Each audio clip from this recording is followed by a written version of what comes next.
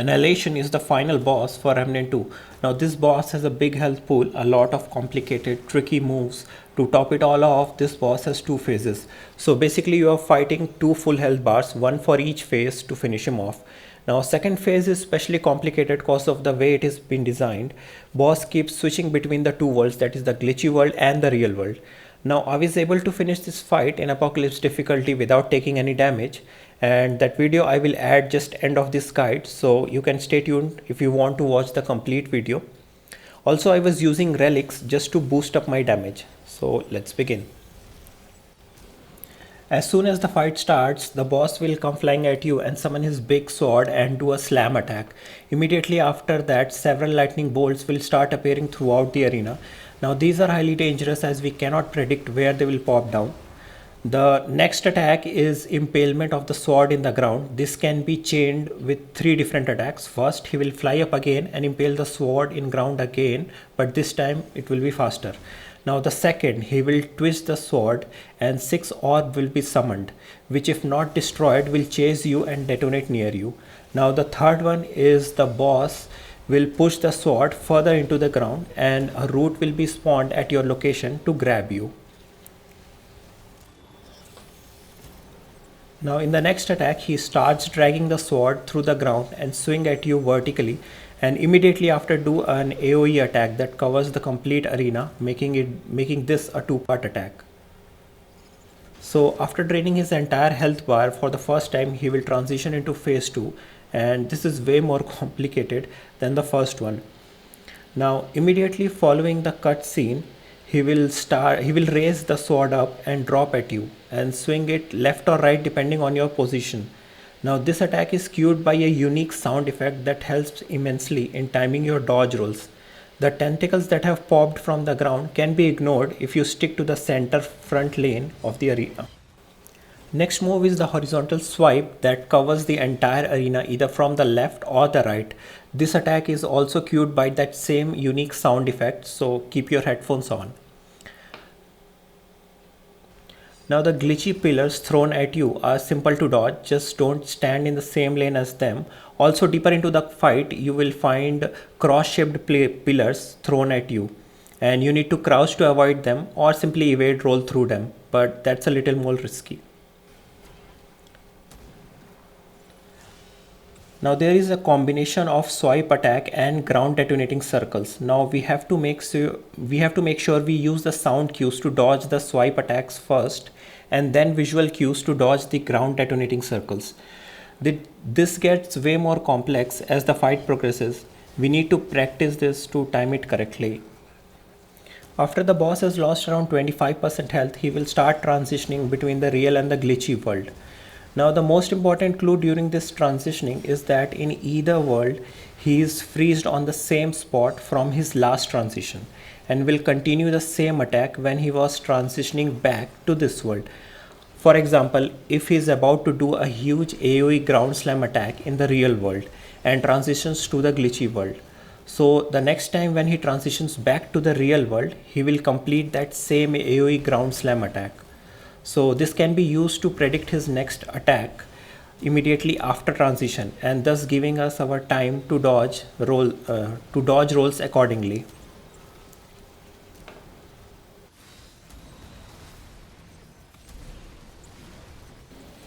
Now there's one more move in the glitchy world where he will summon a lot of tentacles from the ceiling and detonating orbs. Now in this one, the goal is to clear out all the orbs before they chase and detonate near you. The handgun Enigma seems to be the best option here, as the arc from the gun will hit orbs through and around the tentacles. After destroying all the orbs, boss will be staggered for some time, and this is the time when we can deal a lot of damage to him.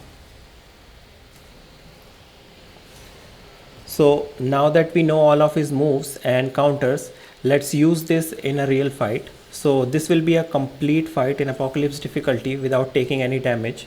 So I'll just put the full fight here if you guys want to see it.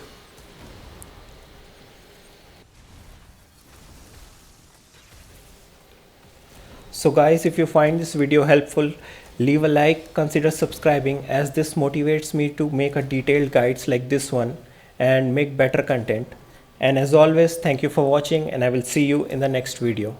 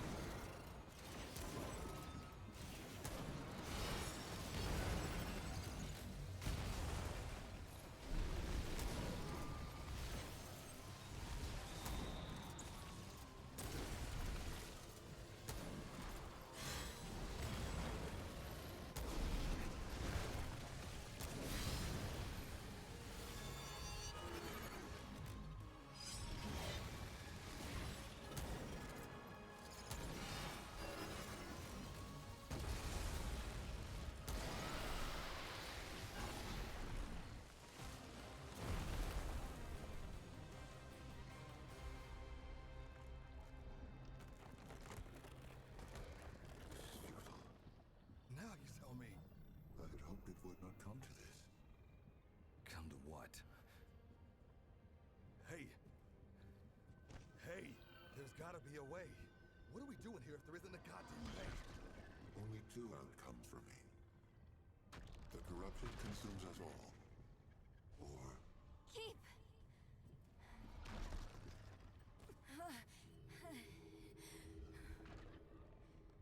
What's going on? Why isn't it staying dead? the corruption is violent. Containment is no longer a viable option. The only outcome left is... annihilation. To eradicate the corruption, the system must be restored. Okay, what the hell does that mean? It means wiping everything. Starting over. Starting over? I thought we were trying to stop that from happening. We have no choice. The root will destroy everything. For all time. This is... unexpected.